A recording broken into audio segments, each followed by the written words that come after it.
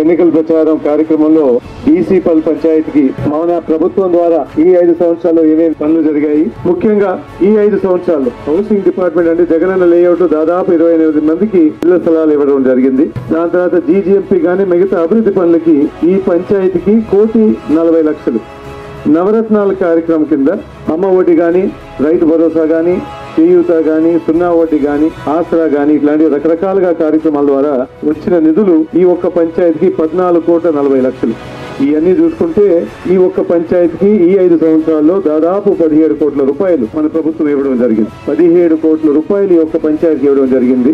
మే 13వ తేదీ ఫ్యాన్ గుర్తు మంది తప్పకుండా 2 ఓట్లు, ఒకటి ఎమ్మెల్యేకి ఒకటి ఎంపీ ఓటుకి ఏమని చెప్పి మీ అందరినీ కోరుకుంటూ, మళ్ళీ ఈసారి సీఎం గా జగన్మోహన్ రెడ్డి గారిని చేయమని చెప్పి మీ అందరినీ కోరుకుంటూ సెలవు తీసుకుంటున్నాను. జై జగన్. ఫ్యాన్ గుర్తుకే ఓటేద్దాం, సంక్షేమాభివృద్ధిని కొనసాగిద్దాం.